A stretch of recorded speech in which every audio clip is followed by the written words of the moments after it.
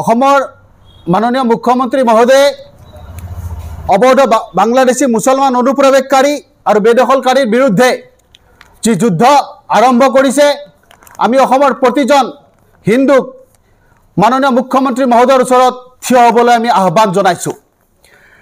আমি আমাৰ কাৰণে অত্যন্ত দুখৰ বিষয় যে আজি বিৰোধী দলপতি দেৱব্ৰত শইকীয়া ডাঙৰীয়া, অসমৰ কিছু ৰাজনীতিবিদ অখিল গগৈ ডাঙৰীয়া আদি কৰি কিছু ৰাজনীতিবিদে আজি উচ্ছেদকাৰীসকলৰ মাজত গৈ সেই অনুপ্ৰৱেশকাৰী বাংলাদেশী মিয়াৰ মহিলাসকলক বুকুৰ মাজত লৈ কান্দি আছে।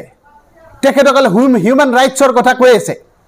যেতিয়া আমচুৰ নেতা কামাল পাছাই বৰপেটা আৰু ধুবুৰীৰ পৰা গোৱালপাৰাৰ পৰা হিন্দুসকলক নিষেধ কৰাৰ হুংকাৰ দিছিল, সেই সময়ত এই দেৱব্ৰত শইকীয়াৰ দৰে ৰাজনীতিবিদসকল ক'ত আছিল?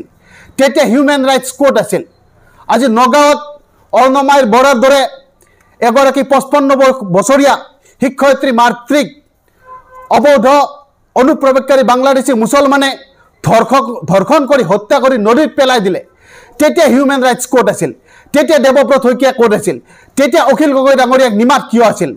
আজি গোৱালপাৰাত দুজন হিন্দু যুৱকক অবৈধ অনুপ্ৰৱেশকাৰী বাংলাদেশী মিয়াই হত্যা কৰি বাইকৰ সৈতে জ্বলাই দিছিল। সেই সময়ত হিউমেন ৰাইটছ ক'ত আছিল?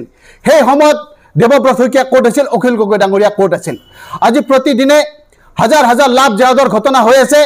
অসমৰ বহু জীয়ৰী বোৱাৰী এই বাংলাদেশী মুছলমানৰ হাতত নিজৰ সতীত্ব শেষ কৰিব লগা হৈছে, নিজৰ জীৱন শেষ কৰিব লগা হৈছে। এইবিলাক ক্ষেত্ৰত হিউমেন ৰাইটছ ক'ত থাকে? অখিল গগৈ ডাঙৰীয়া ক'ত থাকে? দেৱব্ৰত শইকীয়া ডাঙৰীয়া নিমাত কিয় হৈ থাকে?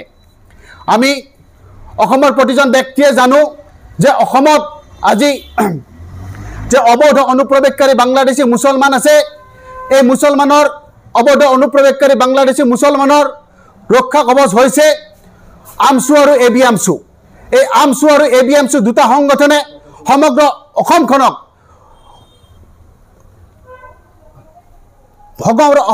তেওঁলোকে সাম্প্ৰদায়িক সংঘৰ্ষ লগোৱাৰ তেওঁলোকে চেষ্টা কৰিছে। যি ইছলামিক মৌলবাদী শক্তি, যি জেহাদী শক্তি, এই জেহাদী শক্তিক তেওঁলোকে ইন্ধন যোগাই আছে, তেওঁলোকে ইছলামিক জেহাদী নিৰ্মাণ কৰি আছে। গতিকে দেশত চিমিৰ দৰে সংগঠন যদি নিষিদ্ধ হ'ব পাৰে, PFIৰ দৰে সংগঠন যদি নিষিদ্ধ হ'ব পাৰে, আমি অসম চৰকাৰক দাবী জনাইছোঁ অতি শীঘ্ৰে আমচু আৰু ABAMSUকো নিষিদ্ধ ঘোষণা কৰিব লাগে। আমি অসমৰ প্ৰতিজন ব্যক্তিক অনুৰোধ জনাব বিচাৰিছোঁ, অসমৰ প্ৰতিজন হিন্দুক আমি অনুৰোধ জনাব বিচাৰিছোঁ যে অসমৰ মাননীয় মুখ্যমন্ত্ৰী মহোদয়ে সাহস কৰিছে, অবৈধ বাংলাদেশী মুছলমানৰ বিৰুদ্ধে পদক্ষেপ লোৱাৰ সাহস কৰিছে।